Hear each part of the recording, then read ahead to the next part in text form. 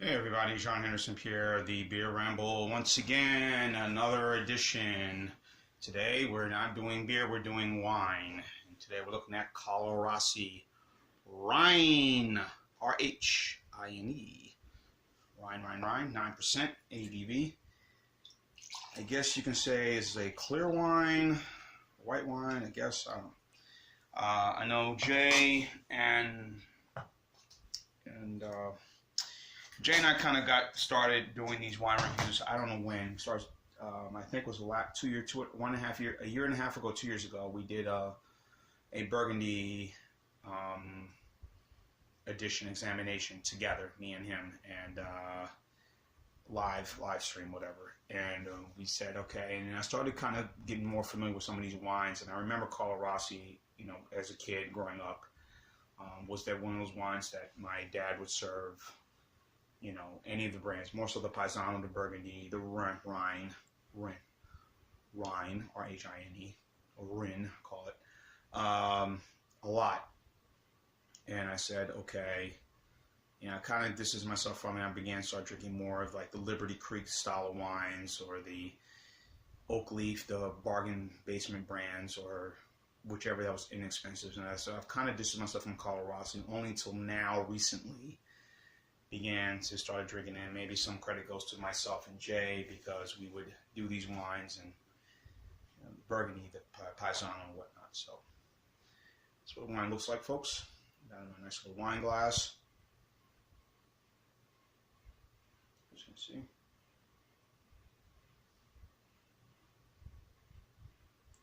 That is 9%, so this is a sort of a very flavorful that you can drink pretty much most of the day, if not all day. Had this in the refrigerator chilled for a little while, so there was some white green grape scent to this.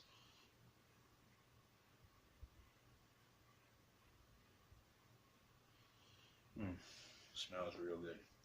And I'm not a big white wine kind of person. I just tend to more so drink reds, Paisano, as I mentioned, Burgundy, Cabernets, Syrahs. Those are the more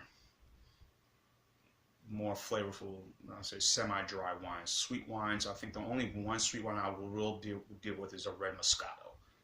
But outside of that, like the sweet reds or even the sangrias, here and there, but not often compared to the Cabernet, Merlot, the more semi-dry, semi-sweet, but more so dry. Again, Paisano, Burgundy, Cabernet, Syrahs. Very little Pinot Noir or a Merlot, but anyway.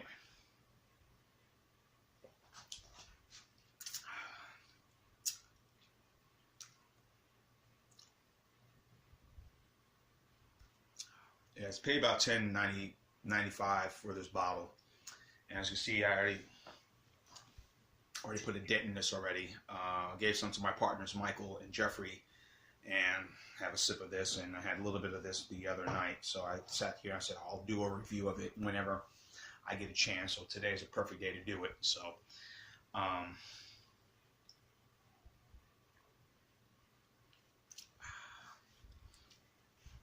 good, cold, nice, as this was supposed to be, chilled. If you want to put some ice in it, I'm sure some people would do that, but it kind of water it down. But it's best to have it chilled and put it in the refrigerator for a while. Bit of a dry finish, a little dry aftertaste, but overall pretty good. History of Carlo Rossi, 1975. He started this wine. He had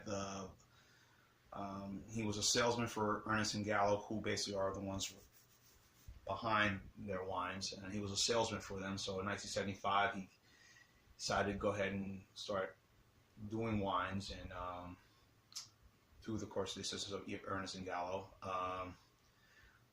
Ernest and Julio Gallo,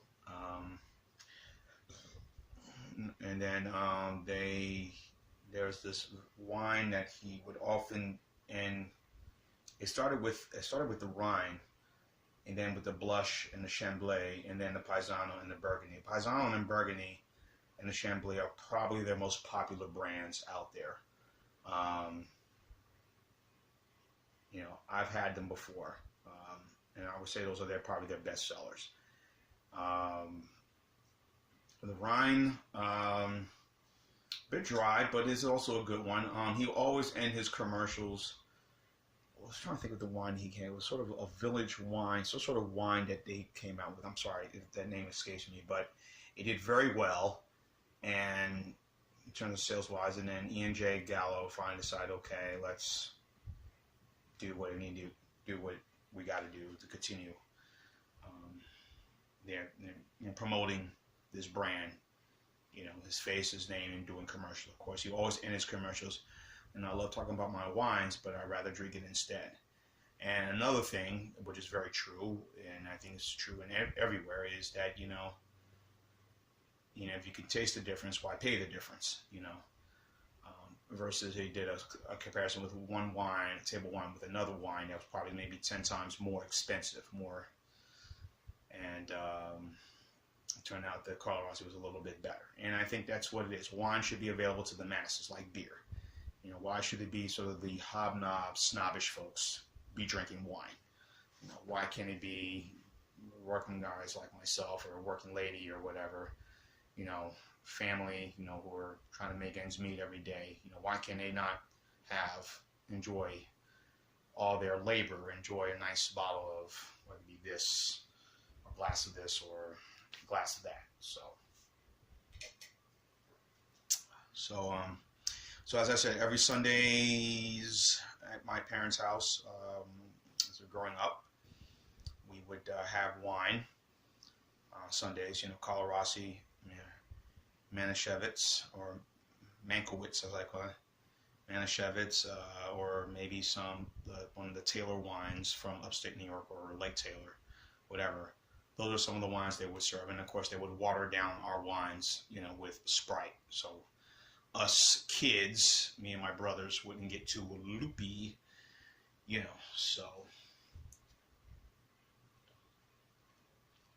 But so at the end, we began to, as I got older, I would still get this from time to time, especially Thanksgiving dinners, especially when Christmas dinners, when we have guests, when I would come up and visit my folks, and I was living in Virginia, and when I was living in, even as recently, probably around Christmas, I guess, I think we bought a bottle of Paisano, or some wine, but anyway,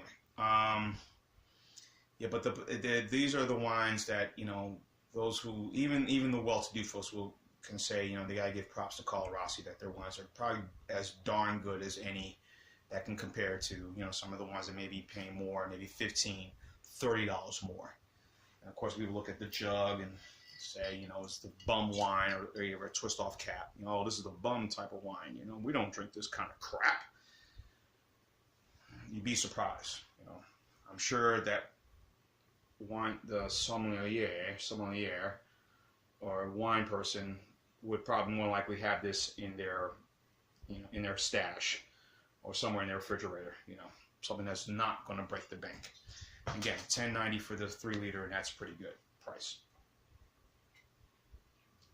So, yeah. As I said, this is a very enjoyable wine, very good. If you're going to pair this with a salad, some grilled fish, salmon, tuna, fried shrimp. I think all of their wines, you could just pair them with anything you can think of. I'm going to pair this with maybe shrimp primavera, shrimp and linguine, cream sauce, or shrimp Alfredo, or chicken Alfredo, chicken Marcel, washes down with, ribs. I mean, all of their wines, I don't think there's any dish, I think any dish you could pair with will go well with it, because those wines are just as good, in my opinion. So, as I said, a good bit dry finish, but overall a bit sweet. But again, I'm not a big white wine person. So, anyway, that's my thoughts. Very good. I'm giving this an A for the Carlo Rossi Paisano. John, this appeared the beer round. So keep on watching as always. Cheers.